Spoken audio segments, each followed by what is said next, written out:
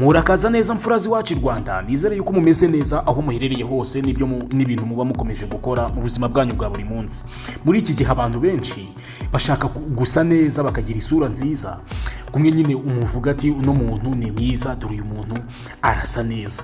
Ukuvuga ngo muri ino video tugiye kurebera hamwe ese ni gute ushobora kuba wagira isura nziza, ukaba wasa neza, ukagira uburanga. Ibyo bintu nibyo nshaka ko tuganiraho mu gihe gitoya cyane, nta gutinda. Ni ukuvuga ngo ahangaha ikintu ndi gushaka duhereho ni kimwe. Ni ukuvuga ngo mu bwiza bubaho bugaragara. Hari ubwiza bwa mbere ni ubungubu bw'inyuma, tuvuga ati wenda uyu muntu ni mwiza, afite isura nziza. Ariko ubwiza bwa kabiri bunakomeye ni ubwiza bwo ku mutima, cyangwa se ubwiza tutabona bwo ku mutima cyangwa se muri mind. Ni ukuvuga ngo rero ahangaha ikintu ndi gushaka duhereho ni ahangaha muri mind. Ni ukuvuga ngo akenshi ubundi ibitekerezo tugira cyangwa se ukuntu dutekereza bigaragara n'inyuma ku isura.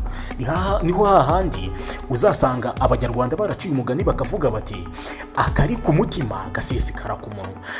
Uzarebe ushobora guhura n'umuntu wenda musanzwe muziranye mu buzima busanzwe, ugahita ubibona ko afite ibibazo, ugahita ubibona yuko nyine ari mu bihe bibi, ukabibonera hehe ku isura cyangwa se ukuntu ari kugaragara.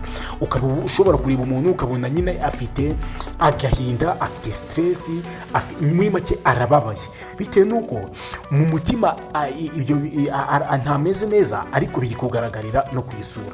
Ahangaha rero bano bahanga ba kera ikintu barimo kutubwira gikomeye iyo isomye zino nyandiko zabo, nuko niba ushaka gusa neza ku isura cyangwa se kugira isura nziza, gerageza ubashe kuba wagira urukundo n'umutima mwiza. N'ibyo bintu bibiri bavuga ngo uzimenyereze mu buzima bwawe kugira umutima mwiza no kugira urukundo.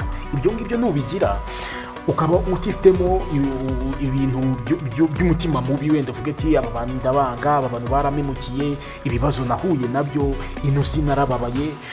Ibyo bintu kubyishyiramo bigenda bituma nyine n'isura yawe igaragara nabi, ikarushaho gusaza, kugenda igaragara nabi. Ariko nuzishyiramo umutima mwiza, ukimenyereza kugira umutima mwiza n'urukundo, niba hari n'ibintu bibi byakubayeho ntibigutindemo kubera yuko biba birimo kukwangiza, uzareba ukuntu isura yawe izagenda ihinduka. Nicyo kintu cya mbere cy'ingenzi nashakaga ko tubanza guheraho, ariko hari n'ibindi bine ndi gushaka kukubwira. Ni ukuvuga ngo ahangaha bakubwira yuko nuzita ku muntu wawe w'imbere cyangwa se ku mutima wawe w'imbere, ukaba ukeye, usa neza ku mutima, nta burakari, nta shyari, nta mujinya, nta rwango wifitemo, isura yawe izagenda isa neza. Hamwe ureba umuntu ukabona yuko kabisa ari umuntu ukeye ku maso uko umureba. Ahangaha rero hari n'ibindi bintu wenda siyansi cyangwa se abandi bahanga bagenda bavuga mu bijyanye no gusa neza. Ni ukuvuga ngo ikintu cya kabiri bavuga ni ukuba ugomba kunywa amazi menshi, ukanywa amazi menshi mu buzima bwawe nyine ukimenyereza umuco wo kunywa amazi menshi. Ahangaha ikintu kiba kirimo cy'ingenzi nk'ibanga ririmo mu kuba wanywa amazi menshi mu buzima bwawe bwa buri munsi, ni uko niba wenda ushaka nko kujya unywa litiro 2 z'amazi bitewe wenda n'uko ungana. Ibyo nabyo tuzagira igihe tubivugeho, turebe se umuntu bitewe n'ukuntu angana yajya arya ibintu bingana gute, yajya anywa ibintu bingana gute. Niba wapanze nko kunywa amazi litiro 2 cyangwa se litiro 3 ku munsi, ntabwo uzinywera rimwe, oya, ugenda unywa utuzi dukeya, ndetse amazi ukayahoza imbere yawe mu gacupa se cyangwa aho uyareba nyine muri makeya. Icyo gihe bizagufasha ko inshuro nyinshi uzagenda unywa amazi, ugashiduka wanyweye amazi menshi ku munsi, nawe mu bintu utazi. Ahangaha rero niba ushaka gusa neza, kugira isura nziza,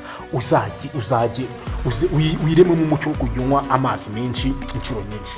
Ikintu cya gatatu ni ugukora siporo cyangwa se gukora imyitozo ngororamubiri. Ahangaha bituma nyine ibiryo wariye cyangwa se amazi wanyweye atembera neza mu mubiri, ukaba ushobora kugira isura nziza. Ahangaha uhita wongeraho n'ikintu twita gusinzira neza, kuba ugomba kuryama amasaha ari hagati ya 7 n'amasaha 9, ukaba wasinzira neza. Video zo gusinzira neza ndumva icyo kiganiro twaragikose, waza kumanuka hasi ukakibona cyangwa se naza no kukibashyiriraho.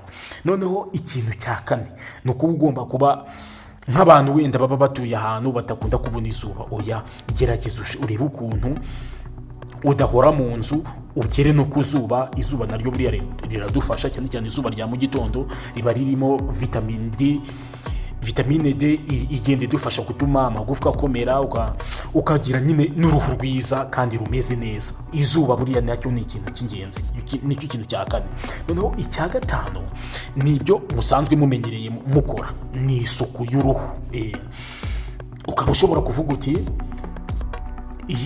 uruhu rwanjye ndarukunda, ndikunda, kuko buriya kwikunda ni ikintu cy'ingenzi, ariko bitavuze ko wenda ari selfishness cyangwa se kwikunda ngo abandi birengagize, ariko ugomba gukunda ubuzima bwawe ukiyitaho, ukavuga uti isuku y'uruhu ngomba kuyikora, ukoga, warangiza ukirinda ikintu cyane cyane. Ahangaha ndabwira abagore n'abakobwa, mugomba kwirinda ikintu cyariye amavuta ahindura uruhu, kubera ko buriya uruhu Imana yaba yaraguhaye ni urwo ngurwo ni rwiza, ahubwo nurukorera bino bintu bitanu ukirinda kuba waruhindura ngo uruhindure wenda ngo njya numva hari abantu bakoresha amavuta abahindura inzobe cyangwa se bagashaka kuba nk'abazungu. Oya, irinda ariya mavuta maze uruhu rwawe uzareba ukuntu ruzahinduka. Vuga ngo ikintu cya mbere twahereyeho ni ukuba ugomba kwimenyereza kugira umutima mwiza no kugira urukundo. Icya kabiri ni ukunywa amazi ahagije no kurya indyo yuzuye, cyane cyane ibintu bijyanye n'imboga n'imbuto. Noneho icya gatatu ni ugukora siporo cyangwa se gukora imyitozo ngororamubiri. Noneho icya kane ni ukuba ugomba kumenya agaciro k'izuba. Izuba ukaba warijyaho cyane cyane mu gitondo ritaraba ryinshi. Noneho icya gatanu ni ugukomeza kwita ku isuku yawe y'uruhu. Numva ari ibyo bintu nashakaga ko tuvugaho. Wibuke gukora subscribe aho hasi, ukande no kuri like, kugira ngo tujye dukomeza tubana buri munsi turebera hamwe bano banyabwenge ba kera ibintu bagiye badusigira bigomba kudufasha muri ubu buzima bwacu bwa buri munsi. Ciao ciao.